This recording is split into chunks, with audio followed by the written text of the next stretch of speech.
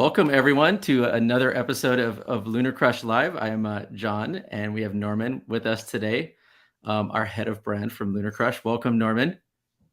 Thank you, John. Thanks for having me today. I'm so excited to be talking to Mina with you.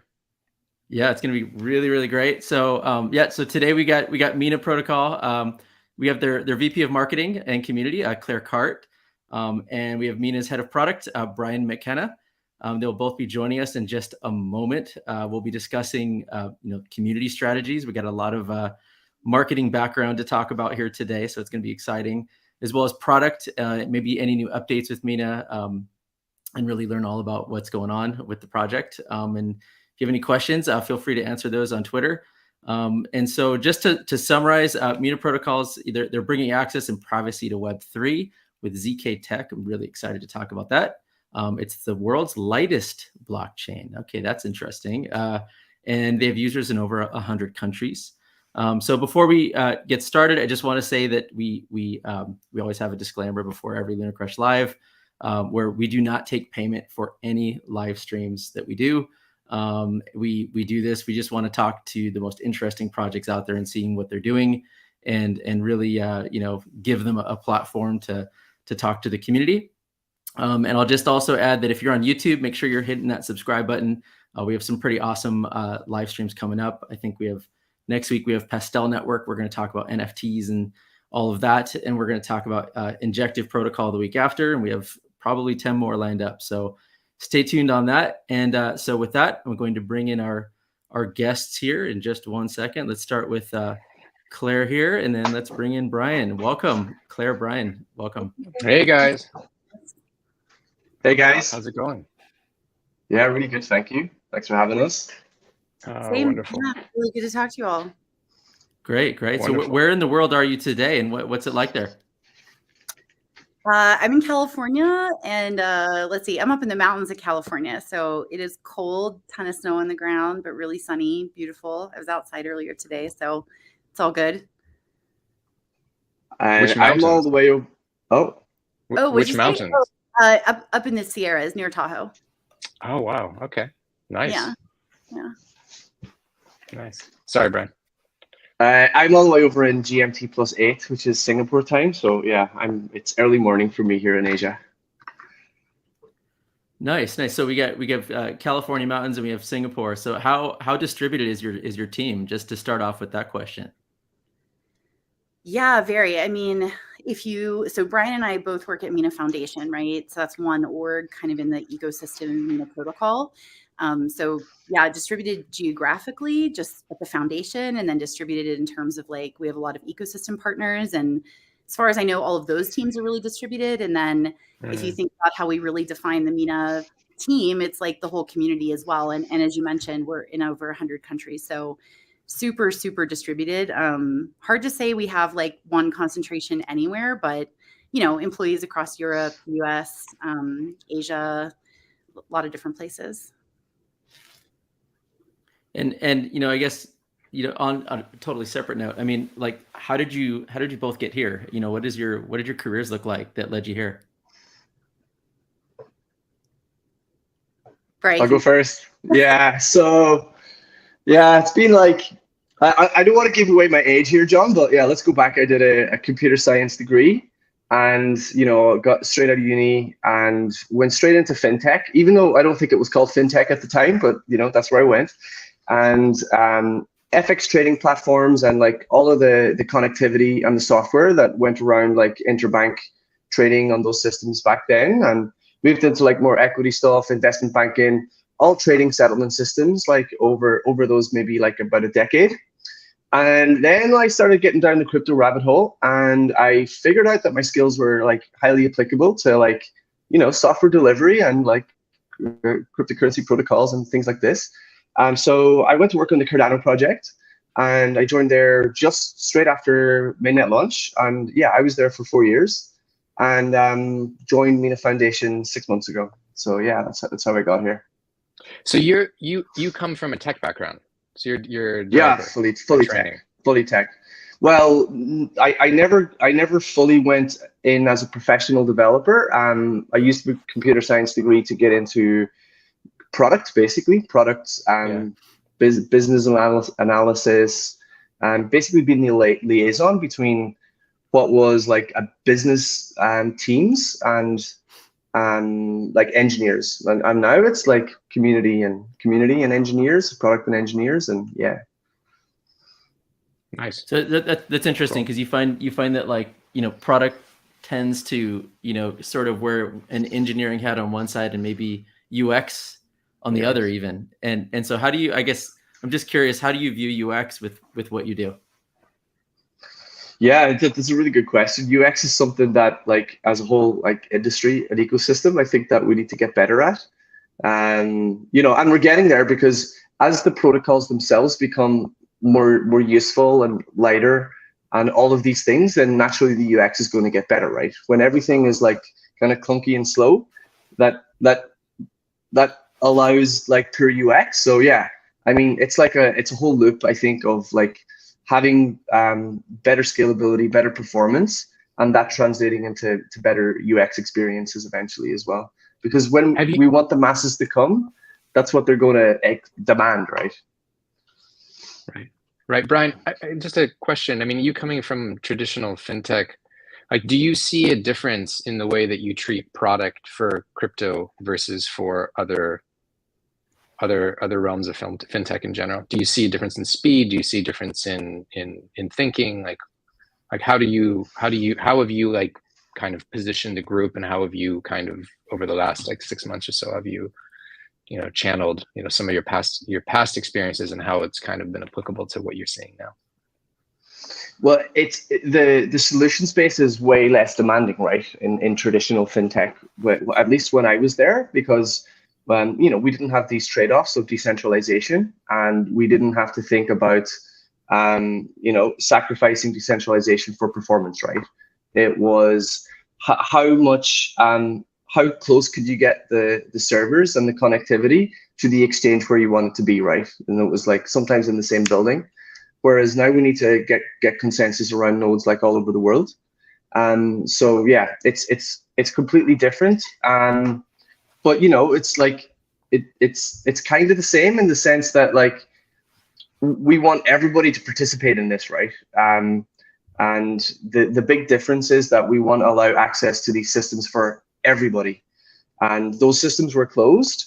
And like, even to participate, like who gets to write to those systems, completely closed. And like these systems, like we want to have some of the same like experiences and features and things, but we want it to be completely free, open participation and inclusive for everybody. So like, yeah, that's the big key difference. So like some similarities, but like I think the ethos is completely different. Cool. Okay, Claire, tell us about your history. What got you here today? Yeah, so I'm kind of in the same boat as Brian. I'm not going to give you the full history. Might give away my age. I think I was at ETH Denver, and someone called me, and I think they meant this as a compliment, but crypto grandma. So I was kind of like, okay. No. So I don't know what that means, but anyway, I'll kind of start at the beginning, at least as far as crypto goes. So I was living in India in 2011, and I was working there. I was doing community building stuff. Long story, but basically doing community building. And I fell in with a group of kind of like locals and expats who were all jazzed about Bitcoin. And I was like, what is this? This is fascinating. And it was like one of the most exciting things I had heard about since like I discovered the internet, like when I was a teenager in the mid 2000s, right? Or the mid 90s. So I was just like, wow, this is really fascinating. This is totally lighting up my brain, and got really into it. But, as a marketer, as a community builder, I didn't really see my opportunity to contribute like as a professional. So finished my time there, came back to the US, went to business school. And an advisor had told me, look, crypto is going to be a thing. If you want to get into it, probably not going to get into it right now. It's like 2014. Nobody's hiring marketers, but go work in fintech. If you work in fintech, eventually the industry will mature and you'll have your chance. So I was like, perfect. So I went to this tiny little company called SoFi. I was like one of their first marketers. I was there for 4 years. They IPO'd last year. So total amazing ride, amazing journey getting to be an early marketer on like a really high performing team. And then in about 2017, I poked my head up and I was like, wow, I've been here for 4 years. And it's like a 2,000 person company now, which, whoa, I joined when it was like 40 people. So that was kind of shocking. Time flies.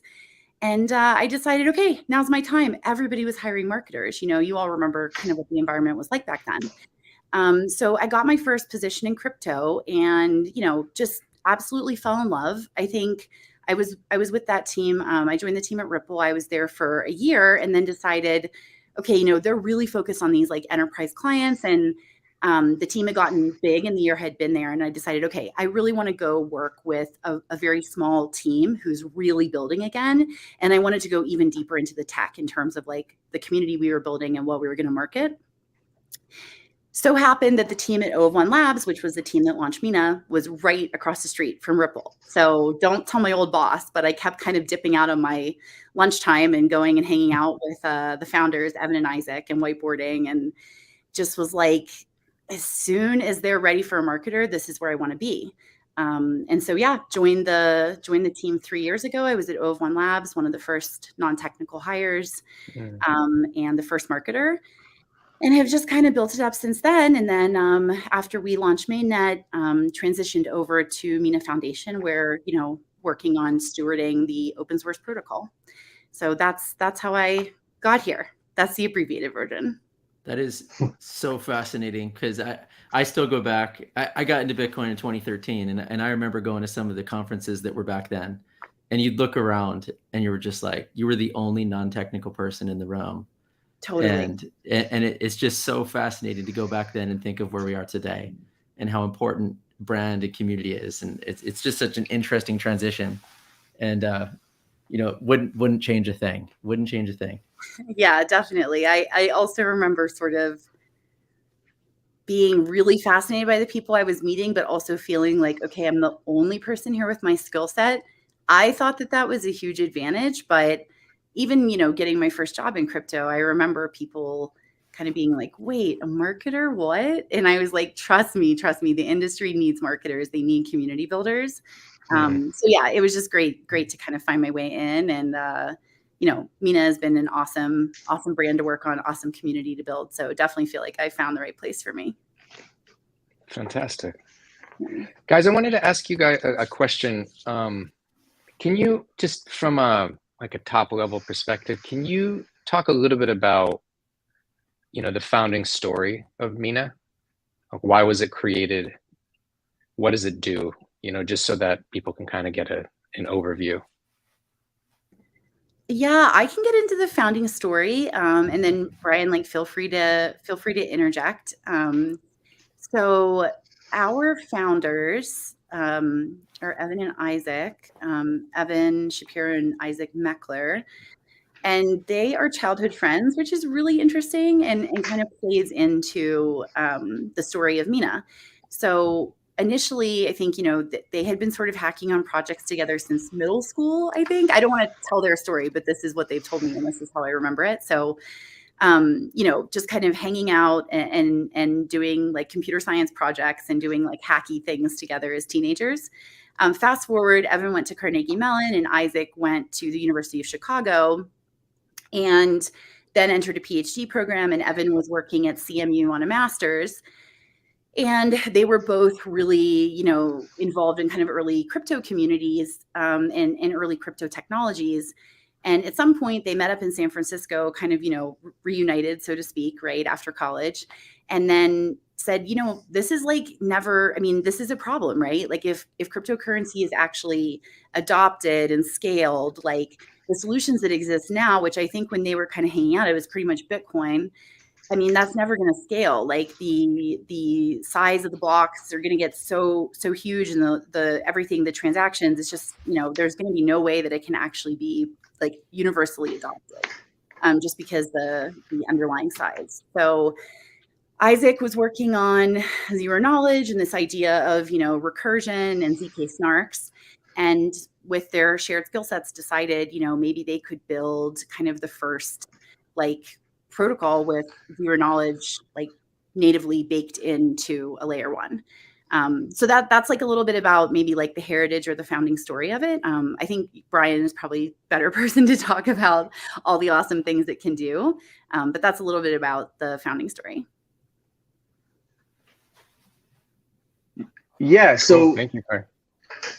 I think one of the primary motivations was to create a blockchain protocol which scales in a very participatory way for all users, right? So, you know, we have Bitcoin, we have Ethereum, and we have all those other networks, and to achieve full participation for each node, it's actually quite difficult, right? Because the size of those networks now is quite large, and it's actually takes quite a long time to connect to those networks. Like, I believe Bitcoin is somewhere in the region of 300 gigabytes to sync, and Ethereum, I believe, is coming up on 1 terabyte, right? So, like, in this like participatory P2P environment that like the whole outset of cryptocurrency projects was based on, we want everybody to like have equal participatory options, right? So like it's this notion of inclusive accountability where everybody in the network is checking everybody else's work, right? So when you join, you want to verify all the transactions from the very beginning, from Genesis, to know that your transaction is secure and to know that you're up to date with the latest state, right? So this was outlined as a problem, and it kind of still is a problem. So that this was where the guys were working on recursion and zero knowledge proofs, and the whole idea was to use the recursive zero knowledge proof to have create a snapshot of the latest state of the chain, so that anybody who joined had like full node security as if they had just synced the whole blockchain, right? So the ZKPs kind of recursively update each other.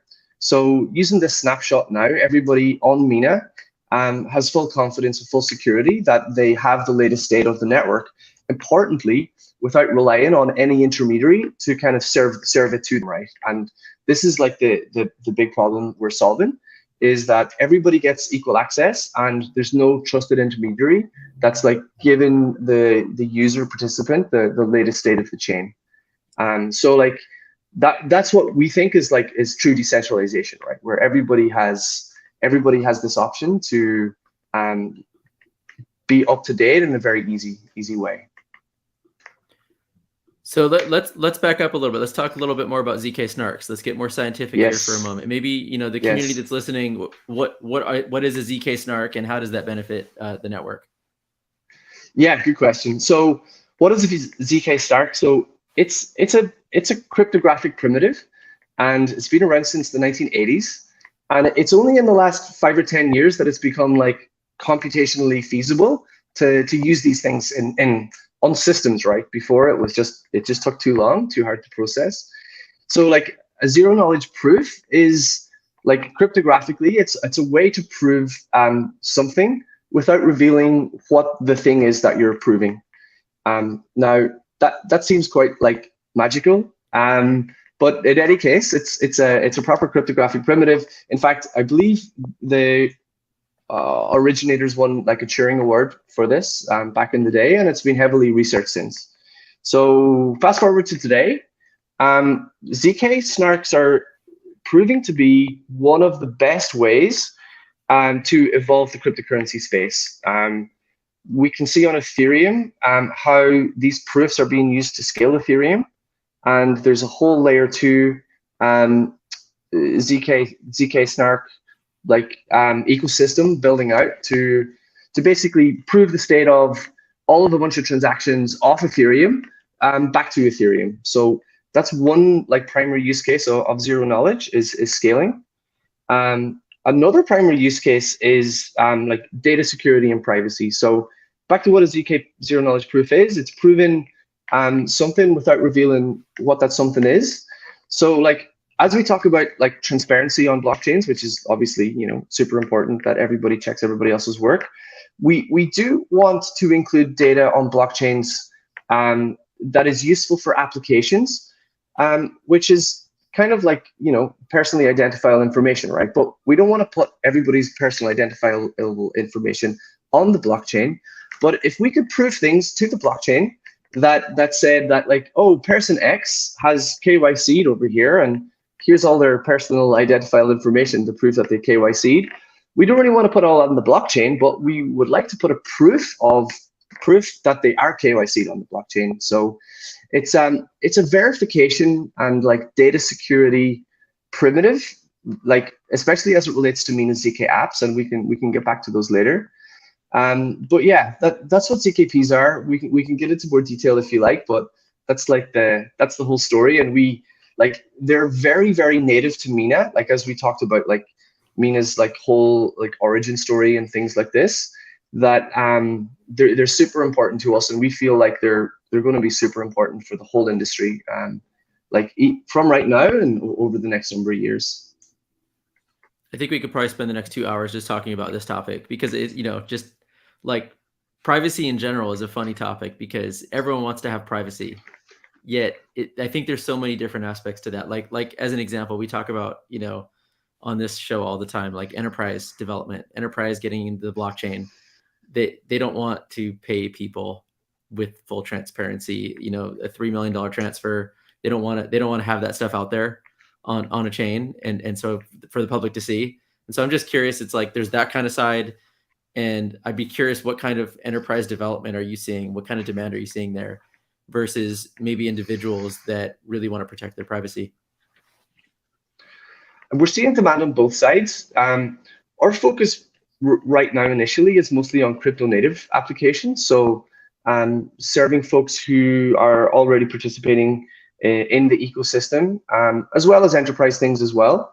But we definitely feel that bringing some privacy to users who are already using crypto for a bunch of use cases is more compelling in the shorter term. And then, like as you say, for enterprise, it's almost like not feasible to use blockchains for some use cases, right? Where they have to reveal payments, or they have to reveal business logic, or they have to reveal who their counterparties are and things like this.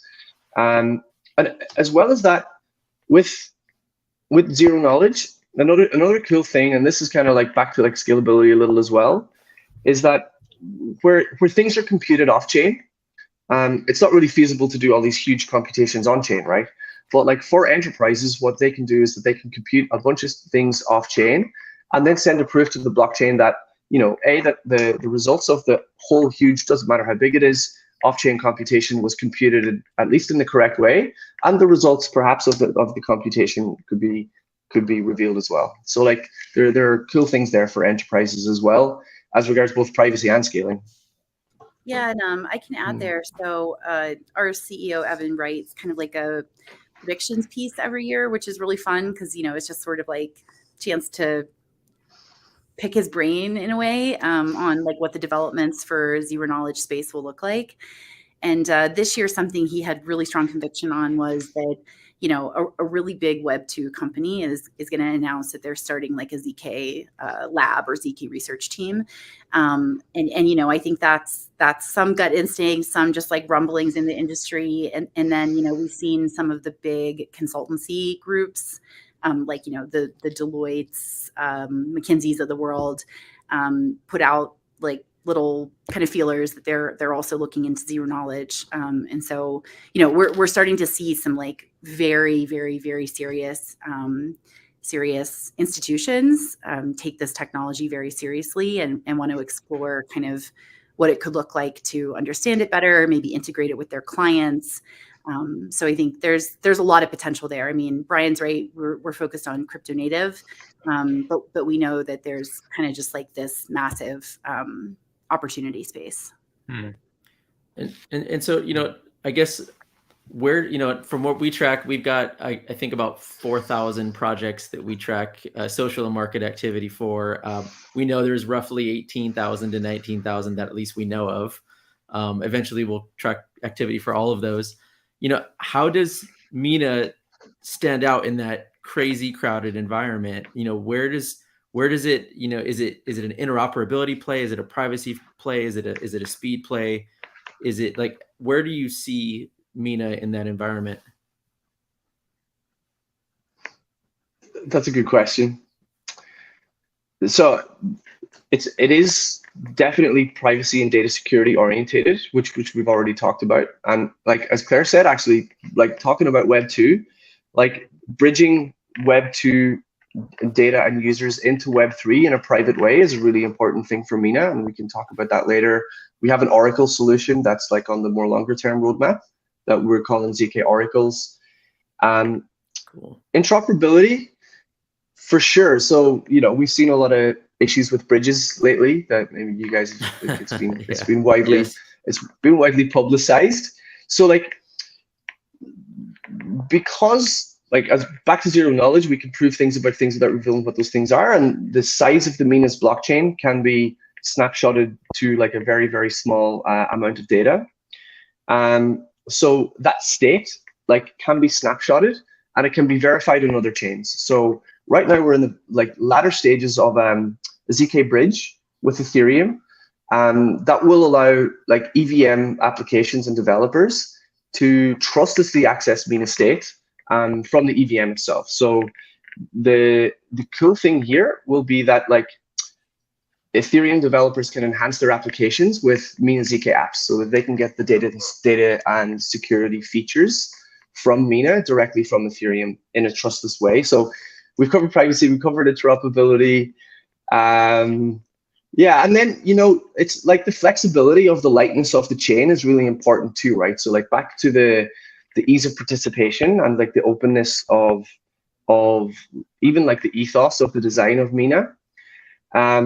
We're working on a node, which will be like a web native node, which will allow like directly from the browser, people to run a Mina node, which participates in the network.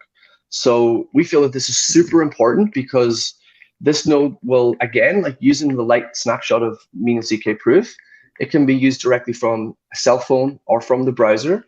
And the user doesn't have to rely on any independent third party, like Infura, for example, to serve them the information from the blockchain, right? And broadcast their transactions and all of those things. So it's like true P2P, right? And I think those three things are what differentiates Mina.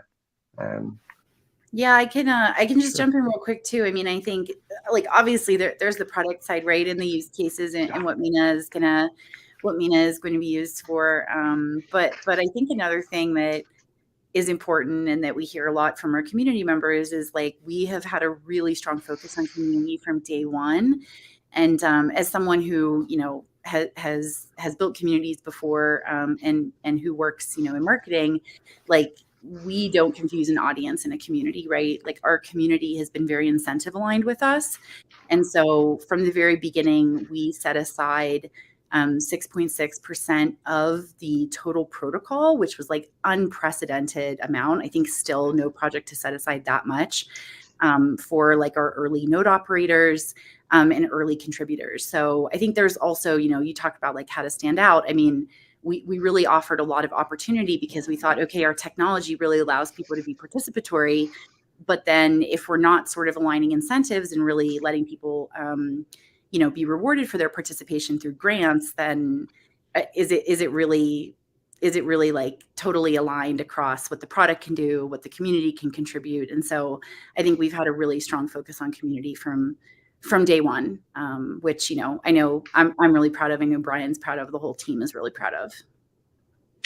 That's great. That's like, it's a perfect segue, by the way, Claire, into the next set of questions. So I wanted to ask you, so you recently published a Medium article, and in that article, you made a pretty interesting statement, and I wanted for you to, if you could kind of elaborate on that a little bit.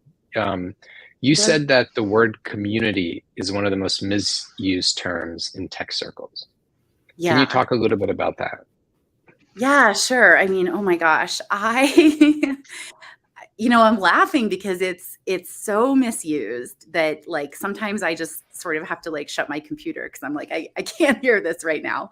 I have heard people talk about like customer service representatives as being community managers, and you know, customer service is great, like definitely have that, but that is not a community, right? And then I've also heard people who, like have Twitter followers saying like, this is my community. And I think like, if that's how you define your community, if that's what's meaningful to you, that's awesome. But in terms of like building a community, what does it mean? I mean, it's a group of people who share the similar values, who want to do something together, and who have kind of that alignment around what they want and kind of also what they can get out of it. I mean, not to be transactional, but it is kind of about building something together and everyone benefiting together, whether that's from the experience or maybe there's, monetary incentives, or maybe there's just like emotional incentives, right? Like I love being a part of this. I feel really connected to others. So for me, all those things have to be there. And whenever I get approached and people are like, how do I build a community? And what they really want is like Telegram followers or Twitter followers. I'm like, that's great. That's marketing. That's an audience, but that's not a community. So I think my big challenge to Web3 is we have to start taking our communities more seriously and treating them as like co-creators, and not just people who will listen to us and kind of be marketed to, because I think that's really missing the point. Yeah. Right. So then can you talk a little bit about the distinction between building a community in Web3 versus anything else? I mean, for me, I think Web3 is like by far the most interesting place to be working right now if you're a community builder, because there are so many opportunities to become really deeply involved. I mean, have ownership of protocols, be able to vote and decide what happens in them. And so for me, it really is that definition of community, right? Like where it's people with similar values getting together to do something that they care about. And so, if you think about like other maybe opportunities for community in like the broader tech space, like maybe Web 2, I just think it doesn't hold a candle to what's possible in Web 3 right now. Right. Yeah. It's I think that there's something really interesting about that, like that relationship between a brand and then obviously the community and how those two things interplay. And one of the things that I've kind of been thinking about in general, in terms of me ultimately leading the brand for LunarCrush, there's something that you guys have said about your own personal brand, that at Mina you say you're powered by participants and your values are defined by curiosity, openness, respect, and excellence. So the question I have for you, is this a chicken or the egg situation? Are you in a position where you are defining the brand values and then dictating to the community? Or is it a reciprocal conversation that helps the community to define your brand values? Yeah, that's like a fascinating conversation. I love getting into this. It's good questions. So going back to like how those came about, right? You were talking about the 4 values. We call them the core values, right? CORE, curiosity, openness, respect, and excellence. So when we set about to do that, I think the challenge for us was like, we had this growing community and there was clearly like something everyone shared, but we couldn't put our finger on it. And when you talk to people, they would all kind of say the same thing, but we didn't have a shared language. And so I thought it's going to be really important to have that shared language, because as this community scales, what we don't want is for no one to really know what it stands for, and then it kind of drifts. Because I think for me, that's where like toxicity and things like that can start to, rear their ugly head and kind of ruin a really good thing. I mean, there are so many communities, I think, that have been ruined by not having a clear set of values. So what we did was to your point, we worked with our community. So we told like the core team who was working on it, but we also did a lot of surveys as well as interviews with the community itself, understanding like, why are you here? What do you value? What do you think is special about this place? And then of course there was some level of like interpreting those results, right?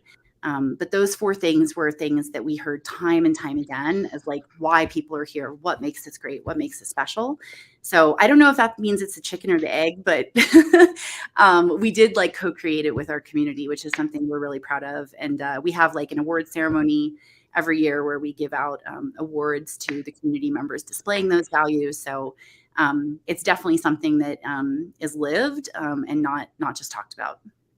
Right. I mean, it also shows a testament that you guys believe in the idea of brand and the importance of it, and how those values are fundamental for you guys growing as an entity. And to John's question, to a certain degree, it's like there is that level of distinction between you guys as who you are, you know, that ultimately defines you against, you know, competitors. So yeah, 100%. I mean, I think, again, like I'll go back to my early days of trying to get into crypto, and everybody was like, we don't need a marketer. What? Like, what would you even do here? yeah, You know, my point of view on things is that, first of all, we all know that's not true now, right? But, you know, my point of view on things is like in any emerging industry, there's always some like lack of trust that's going on. And I think crypto suffers from this terribly. There's like a horrible lack of trust because, you know, it started out where everyone was making overblown claims, and you know, there have been, like Brian mentioned, there have been like security breaches and exploits and all of this stuff. So for us, I think, you know, investing in brand just means that every time Mina shows up, you know what you're getting, right? Like we stand for something, and we stand for it in a very unified way. So you're not going to kind of meet one version of Mina one day and another version the next day. Like this comes from our values, and we've worked on kind of figuring out how to express that through, you know, what we say, how we treat our community members, how we represent ourselves visually, so that, yeah, when someone comes across Mina, they know who we are and what we stand for. And I think that's like, everyone wants that friend, right? No one wants the friend who's like one person one day and another person the next day. So I always see developing brands as like kind of being a good friend, right? Where people just know what they're going to get from you, and you're consistent. So that's so important. And because the frequency in this space is so ridiculously fast. and I'm curious, how do you deal with that? And I guess this is a question for both of you, really. Like, how do you deal with that frequency, whether it be from a product perspective and launching rapidly and quickly and you keep going versus waiting 6 months to drop something huge, or from a marketing standpoint where, you know, on our site, we see the top influencers are tweeting more than 20 times a day. You know, and so like having that voice consistency is key across that much frequency. So how do you deal with that? I'll let Brian give a thoughtful answer, but I'll just make a little joke here. So someone on Twitter once like asked me if I was a bot, like they thought that whatever I was doing, I was a bot. And I just replied, like, I wish I had a Claire bot. Because, you know, that would make my job a lot easier if I could kind of automate some of my work and be on 24/7. Unfortunately, I do not have a bot for myself. But yeah, it's super tough. I mean, I think like the answer on the marketing side is we have an incredible team. I don't think I could do any of what I do without the team. Because, you know, it's not just me working on marketing for Mina Foundation. And being distributed also really helps, right? Like when I'm going to bed, the person who's in Europe is waking up and they're on and they're engaging. And so I think that's a huge advantage that a lot of traditional companies don't have. But yeah, curious to hear what Brian says too. Yeah, so like from product perspective, it's all about executing, right? And getting into like the habit of like really, really good, solid execution of the product roadmap. And I feel like we're in that space right now, and all of the ecosystem teams are like contributing really well. And yeah, it's great. And like to be working on such bleeding edge like tech and releasing that and putting that in front of users is super, super exciting. But it's not easy either, right? And it's like, you know, when these things are, it's like upgrading an airplane when it's flying as well at times. So things need to be, you know, precise on point, and things need to be really well planned and executed really well. So yeah, it's just developing that culture, and also like being open and transparent with the community about, you know, and like in GitHub, in our issue tracker, on our, you know, our monthly ecosystem updates, on our quarterly roadmap updates, and all of these things, so that you know, everybody has the insights and they can comment and participate and join and you know, build themselves, and yeah, everybody's welcome. So nice. Cool. So cool. You know, another thing too is that, you know, Claire, you were talking about the community, and I mean, you're layer one, and you know, sounds like you worked for Ripple, and we have what was the other project you worked for? Cardano. Brian worked for Cardano. And those are, you know, we've actually even had Charles on here, and you know, Cardano is all about like what's being built on Cardano, what's being built, what is on it, and there's such a narrative around with all the layer ones. Well, great, it's a cool project, has a lot of great tech, but nothing's on it. There's no app, no dApps are built on it. not enough adoption. And I guess, you know, when you look at that, how does Mina look at that? And how does Mina look at the community through that lens of like, how do we get others to build on it? And how do you include those projects as part of your community and sort of set them on the right path? Yeah, I mean, so we launched our mainnet about a year ago, and so it was we just had our a year mainnet anniversary last year, and I think, you know, there was such a strong focus on really like bootstrapping this distributed network of node operators. So that was like our first, you know, before we think about the applications or anything like that, that was kind of like our first thing that we wanted to do. And, you know, I think some projects have different approaches where they maybe didn't approach it like really encouraging participants or you know, really doing it in a super decentralized manner. And so we spent a lot of efforts on that. I think, you know, in the last year, yeah, we've been working out, like since we launched Mina Foundation, how to foster this ecosystem and how to kind of include them in our community. I think it's something that we're working on. I mean, Brian can tell you more about like all the ecosystem contributions, but you know, it's hard too, right? Because it's been COVID, and so I think a lot of like the traditional things that you might go to help people feel connected and part of the broader community just haven't been available to us. But we are going to be in Amsterdam next month, which we're really excited about, and so we're having like a Mina ecosystem happy hour and meetup. So like community members, people who are interested, ecosystem members, and those types of things to help them feel more included. But yeah, I think it's something I'm hoping that things kind of stay the way they are and keep opening up so that we can foster more of those connections outside of just digitally. But yeah. Claire, can I just kind of follow up a little bit? You know, you guys just recently had a pretty big raise. And you know, from what we understand, much of the funding went into, you know, financing grants for developers. So can you talk a little bit about like Mina's grants program and how people can get involved? Yes, very good question. So I think Brian is actually the right person to talk about that. I can jump in. Oh, beautiful. Beautiful. Yeah, and so yeah, we announced the raise for the Mina ecosystem, $92 million. I want to say it was last week. It was 2 weeks ago now. I feel like time flies, and there's a lot going on in our ecosystem. Thank you. And so I think, you know, the money is earmarked for that, and now we're working on kind of building out the infrastructure to distribute it. But that money came because we've already been doing this, and so it's kind of an opportunity to do it more. Right. And I think Brian can share more about that. Yeah. So I mean, I've been at Mina 6 months, and when I joined, I was so impressed by the amount of tooling and online resources and everything that was just built by the community, right? Like there's so much Mina tooling out there that I was like, wow, like the tooling just for the blockchain itself is so far ahead of, you know, like what a blockchain should be after mainnet launch. So that's the first thing to say. I think the community are like, you know, have great like productivity and innovation, and they just come and build stuff. As far as the grants program goes, so well, John, to your question about like building things on Mina, right? Like, which is obviously super, super important. So the value prop is ZK apps. So like zero knowledge applications. So programming in zero knowledge. And back to the original product design of, okay, so what language are we going to like orientate users or developers to build with using, right? So Snarky.js is TypeScript based. And this surface language allows folks who don't really need to know like how the inner workings of ZK circuits work, but to create privacy preserving applications using this TypeScript like language, which is like super important, right? Because TypeScript, JavaScript is one of the most widely used. You know, there are tens of millions of developers in this language space. And that's the language that we've chosen for programming on Mina, right? So that in itself was a super important product decision.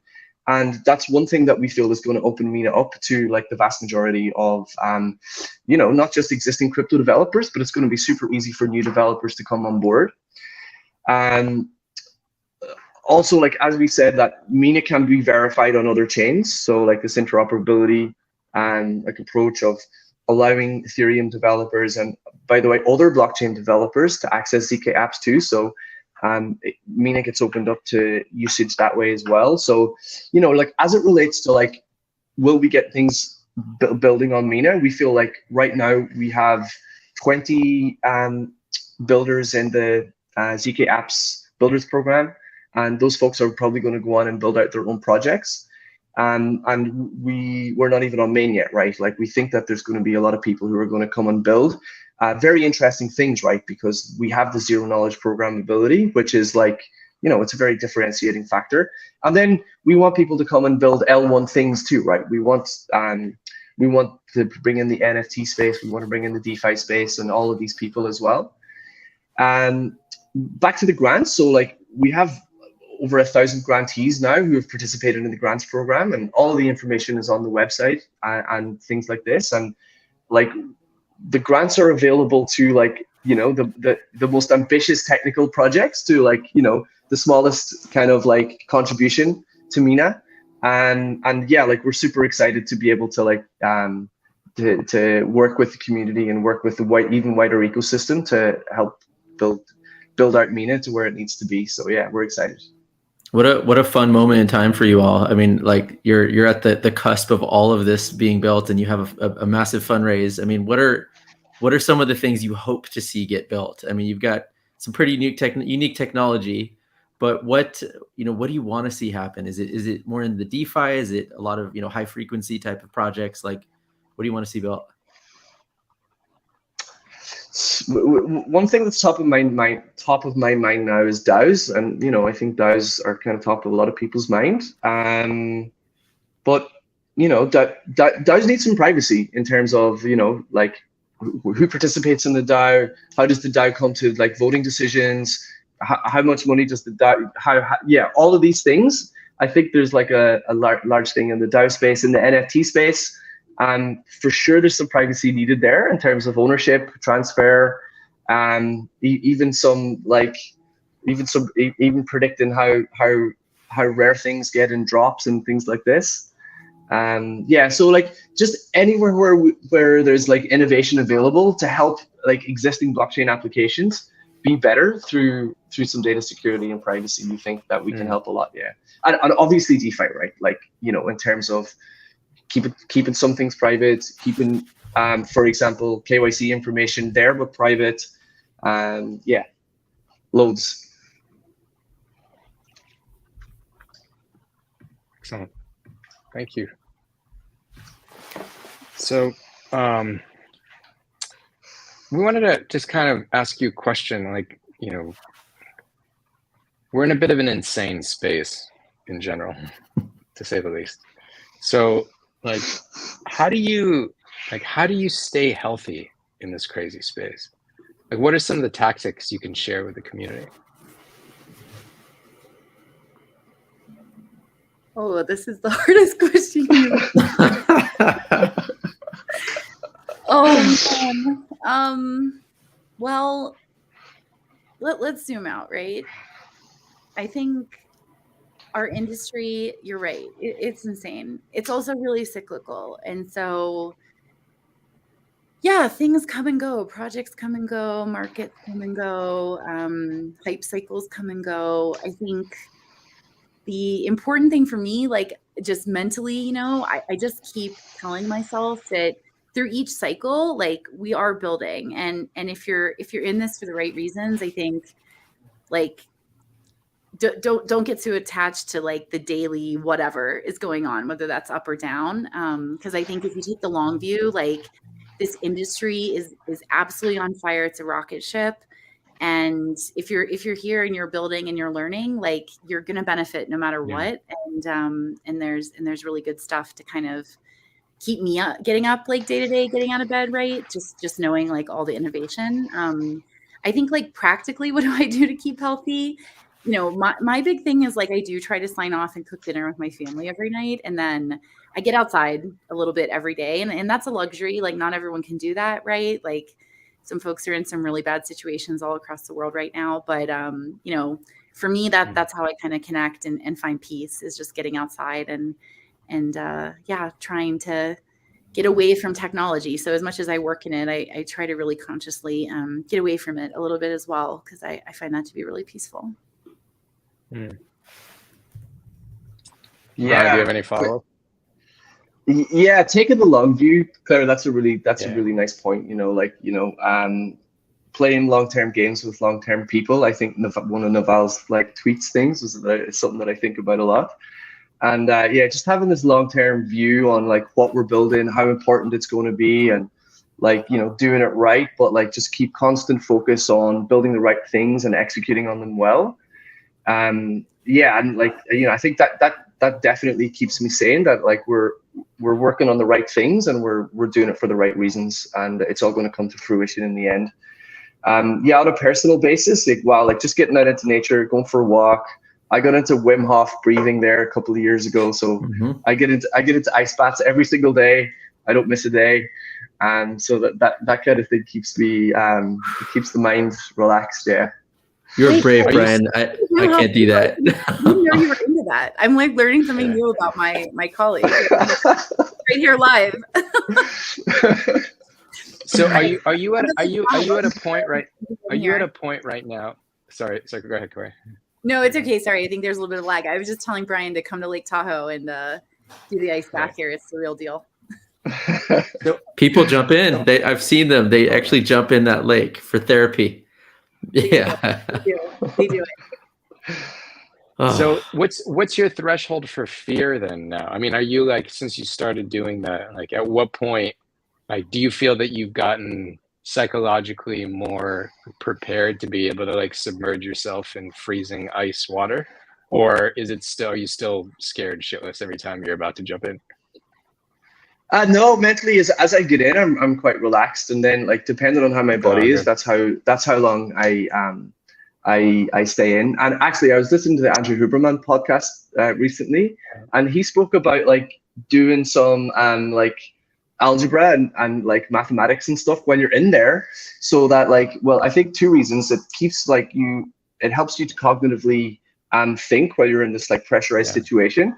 And it also distracts you from the cold, right? So like I've been doing that recently as well. I've been doing some like numbers and things when I'm in there. It's really cool. It allows me to stay in longer, and it shows that I'm able to like think under pressure and stuff. Like, so yeah.